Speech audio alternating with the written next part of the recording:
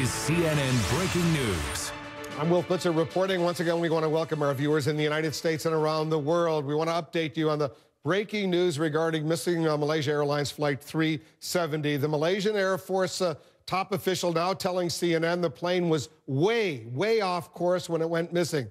That according to this official who declined to be named because he's not authorized to talk to the international news media. The official saying the Malaysian Air Force traced the last signs of the plane to a very small island in the Straits of Malacca. If the Air Force information is correct, the plane was flying in the opposite direction from its scheduled destination. It was not on the route scheduled to fly from Kuala Lumpur in Malaysia to Beijing in China. There's a lot to assess right now. This is very important information just coming out in the course of this investigation. Kit Darby is a veteran pilot of a Boeing 767, president of kitdarby.com, a consulting firm here. Thanks very much, Kit, for joining us. Let's talk a little bit about this information. How extraordinary, unusual is it that the transponder, and you've pointed out to me there are usually two transponders, both are out and the plane is flying in a U-turn hundreds of miles from its scheduled route?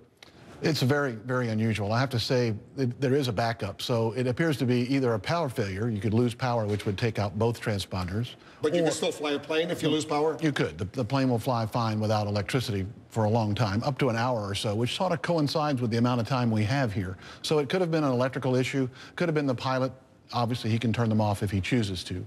There's a lot of other data sources coming from the airplane. I think before long we're going to have a lot more information about what actually happened. But there could have been something that caused the pilot to take the airplane off course, or, of course, he could have taken that action himself. Have you ever seen in all of your years flying anything along these lines?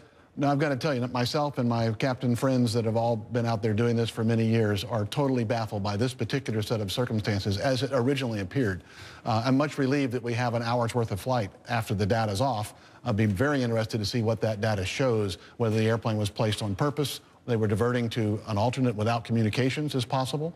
They had an ulterior plan. That is possible. If they find the recorders, the flight data recorders, the voice recorders, the so-called black boxes, would we learn that kind of information from those recorders? We would, but I think we'll know that sooner. This airplane emits information every few seconds. I mean, it's constantly emitting information to the ground.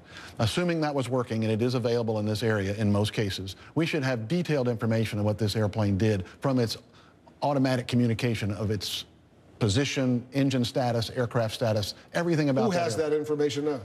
Normally, it would go to the people that air traffic control and the people that record the data for monitoring the airplane. The Malaysian government is not sharing that information. They're saying that this plane simply disappeared. I'm not sure it would go to the Malaysian government. I mean, the air traffic control stuff would go to the closest air traffic control, and the aircraft data would go to the company monitoring the airplane for the airline. Let me go to Kuala Lumpur in Malaysia. Andrew Stevens has been reporting on this. He's our correspondent there on the ground. And for viewers who are just tuning in, Andrew, update them precisely on what you're hearing from this senior Malaysian Air Force official.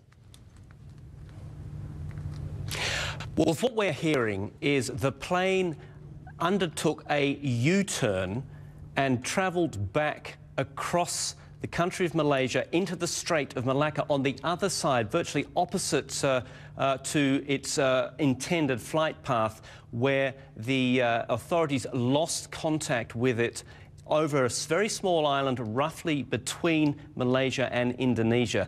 Now, behind this is the story of the transponders. What we know is the plane was last officially seen and verified, if you like, just as it entered Vietnamese airspace from Malaysian airspace on its way towards Beijing.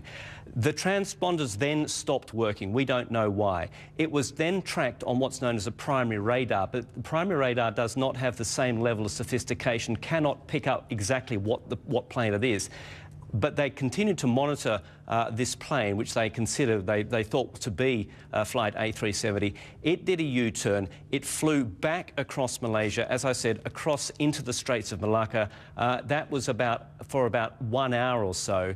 And that radar image that they were looking at disappeared around this very small island called Pulau Peruk, which is pretty much in the middle of the Straits of Malacca between Malaysia and Indonesia. Now, this does join the dots in some ways because it's been 2 or 3 days. The Malaysian Air Force has been saying there is a possibility that it may have turned around. That's all they said. They haven't elaborated on that possibility at all.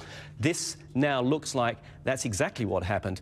We're getting that information from a very senior source in the Malaysian Air Force, a source though who's not authorised to speak to the international media, so we cannot name that person. But it does fit in with the fact that in the area where it's thought to have gone down, where it first lost contact, no sight there of any wreckage of any debris or nothing. Now the search is starting to concentrate much more. It has been looking across that area, but the focus now gets much, much harder on this area around this island and the immediate vicinity. Stand by, Andrew. Andrew Stevens in Kuala Lumpur. Richard Quest is joining us in New York right now. This is major breaking news right now, Richard. And you've flown this route. You know at least one of the pilots. Give us your analysis of what we've just heard. Yeah, you're absolutely right, Wolf. This completely changes the scenario. And you know how you and I were saying and have been saying that until we get more information, you really can't take it too much further. Well, this is exactly the sort of information that one would be looking for. First of all, this change of direction. Secondly, the switching off or the stopping of the transponder messages. One can speculate a million reasons why, but other systems at that point could have been switched off. In the last few hours, I've been asking 777 pilots about how easy it is to, obviously the transponder's very easy to switch off, but things like the ACAR systems and these other things, it is possible. It's not that difficult if you know what you're doing. And it does explain that extraordinary decision yesterday by the DCA, the investigating authority, to shift and to widen the search to the Malacca Straits off the west coast of Malaysia. Now, it raises a whole host of other issues and problems, not least, Wolf, how did this plane change direction and fly for an hour and a half and nobody bothered to send a fighter jet up, or nobody bothered to try and see what was going on? I guarantee you this, if a plane in Europe or the United States, a large 777, went off course for an hour and a half, then somebody would be asking some very searching questions. But they're questions for another day. At the moment, we now know a better position of where that plane might be.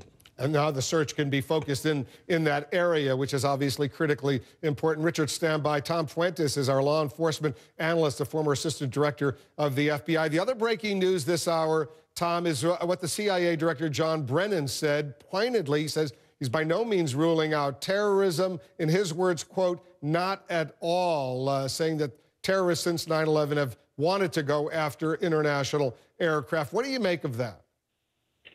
Well, I don't read anything extra into that or his tone of voice or how, the way he stated that, because law enforcement and the intelligence community have never ruled out terrorism ever in this case.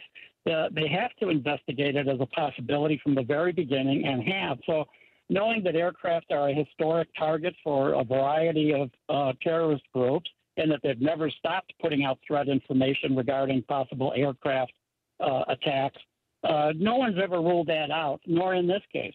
And I think that what we've learned about the change of course, in a way, it raises as many or more questions as it answers. It's an important piece of information, but it shows that that plane is in the air and being flown. Now, maybe they lost the communication but could still fly, and they were trying to return back to the airport that they left and got lost. Maybe the GPSs or whatever. I don't know how that would work, but, maybe in the dead of night they just couldn't find where they were going. We don't know, or whatever mechanical problem they might have had eventually overtook the plane and overtook the pilots. We don't know that. We can't rule out that the pilots flew that plane off course and crashed it intentionally. It can't be ruled out. It's been done in the past. That's all been looked at from the time that disappeared. Every one of these combinations or possibilities has never been ruled out, and every authority that I've listened to and talked to on my own sources has said, look, until we get that aircraft and get the recording data from it, we're just not going to know. Yeah, I think you make excellent points. So the main reason why those John Brennan CIA director remarks jumped out at me and so many other people, because they seemed to be very different from what we heard from Ron Noble, the head of of Interpol, who seemed to be downplaying any notion of terrorism, and from Malaysian authorities who were also downplaying any notion of terror. Then all of a sudden the CIA director says, not at all, that they're not ruling out terrorism. So it seemed to be a difference in emphasis, a difference in tone from the CIA director to these others. But hold on for a moment, because Kit Darby, the pilot, is still with me here. You were shaking your head when you heard what Tom Fuentes was saying about, for an hour at least, this plane was flying without these transponders. Yes, sir. Certainly the plane could fly without a transponder. And the question is, was it flying without communication because it had to, or was it flying on purpose and the pilots were taking it somewhere? Typically, terrorism would be catastrophic. It would end with a bomb in flight. It would end with a crash whenever they wanted to crash it. But the timing, the hour and a half, that sort of coincides with the amount of standby power that if the airplane went without electricity, that it could fly for an hour and a half. That's our normal reserve. Being a little bit off course at night with minimum instrumentation, that's not inconceivable either. So I'm not seeing a clear pattern, whether it's terrorism or simply pilots' natural instinct to return to where he came, return to what he knows when he's in a stressful situation. It's not clear yet. It's a good point that you're making, a very good point. And you also suggest that you suggested to me, if one of the pilots or both of the pilots deliberately wanted to take that plane down, they could have turned off the transponder and just taken that plane down. Why would they fly an extra hour if their intention was to destroy the aircraft and kill everyone on board? I agree. I certainly agree with that. Yeah, that's a point. That's an important point to make. Brian Todd is with us as well. Brian, you've been doing some reporting on the search techniques that are underway right now. What are you learning? Well, Wolf, we're focusing a lot today on the technology. Now, as you've been reporting in the breaking news, at some point now we know the plane's transponder stopped working. It might have been turned off. After it stopped working, radar lost all contact with the aircraft, and now we know that was near that island of Pulau Perak, that small island in the Strait of Malacca. The transponder could have been turned off, as we said, or it could have been destroyed. All planes have GPS as well and can be tracked with satellites. But again, if something is destroyed or turned off, those devices obviously can't work. Now, as for the technologies being used, we just got off the phone with Pentagon officials. They tell us the Navy's 7th Fleet is out there with MH370 helicopters, a P-3 Orion plane patrolling the area with flare pods and infrared sensors which can detect signs of life and movement somewhere. Obviously, these searches will probably now be shifting to that Strait of Malacca area. Pentagon officials are not going to give information about the satellites and other technology being used, but safety experts are telling us it's very likely that military satellites are being used with some high-res imagery of these areas, Wolf. Brian, stand by. We're going to continue the breaking news. We'll take a quick break. Once again, we're looking into this report now from a senior Malaysian Air Force official that this aircraft made a U-turn after the transponders were shut down, flew hundreds of miles off course, the normal route between Malaysia and China, and all of a sudden the plane disappeared. This according to the Malaysian Air Force. We'll take a break. Much more of the breaking news right after this.